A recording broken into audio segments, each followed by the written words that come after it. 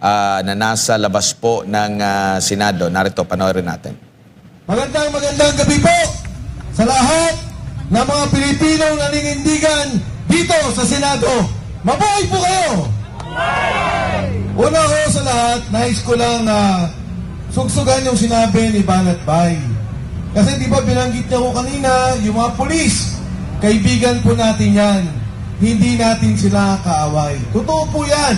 Dahil ang ating kapulisan, ang kasundaluhan, ay apektado rin sa nangyaring korupsyon sa ating bansa. Yung kanila pong pamilya, yung kanila mga anak, apektado rin ang kinabukasan sa trilyong sistematikong korupsyon na nakita natin sa ating bayan.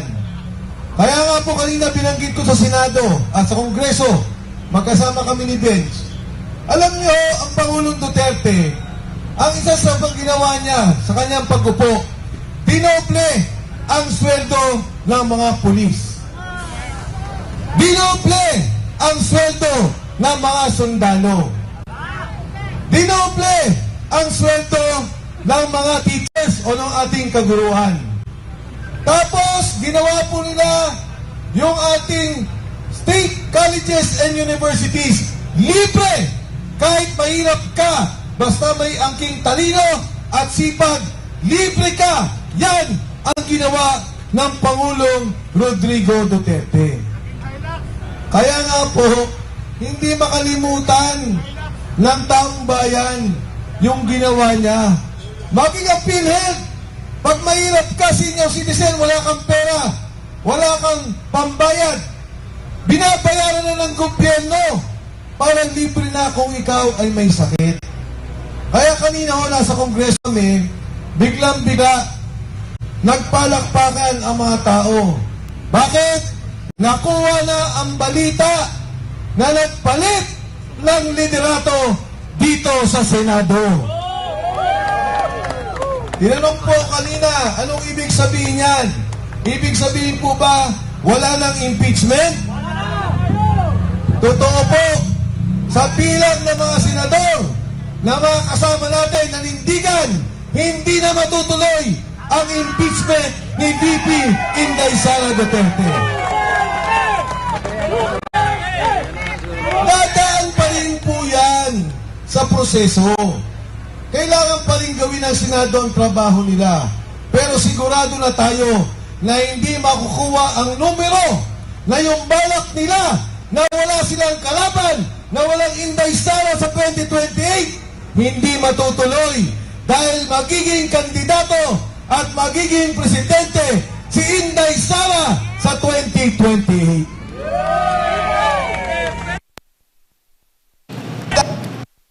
Nakaw!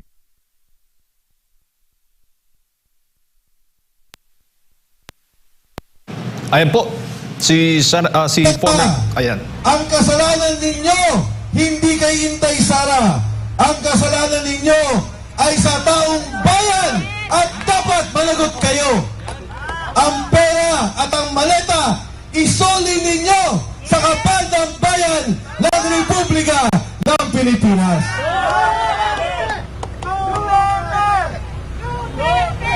Yung pong panandaliang saya, biglang nagkagulo. Dahil nakita namin, inaresto.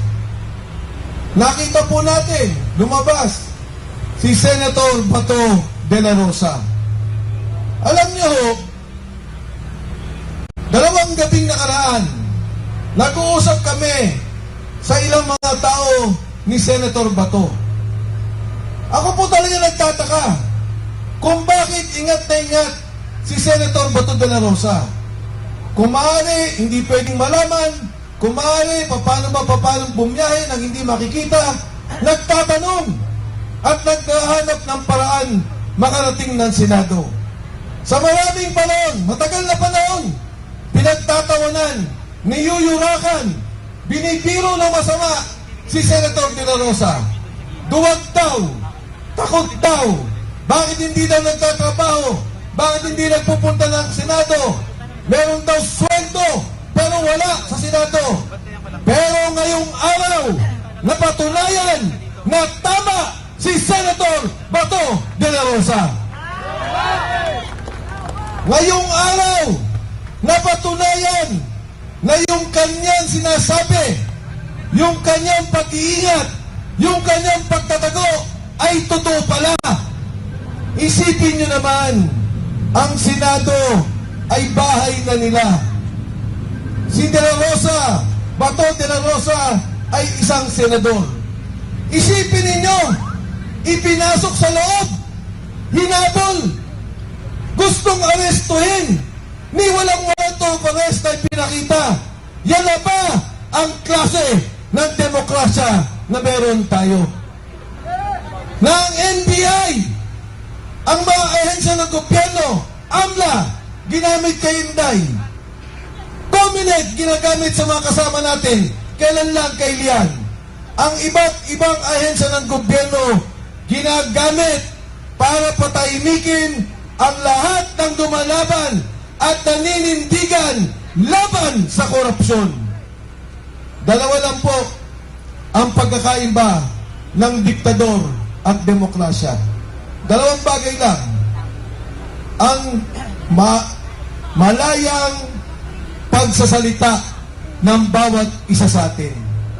Pag tinanggal ang karapatan na yan, na hindi na tayo makapagsalita, na tayo ay tinatakot at tayo ay pinipigilan, wala na po tayong demokrasya.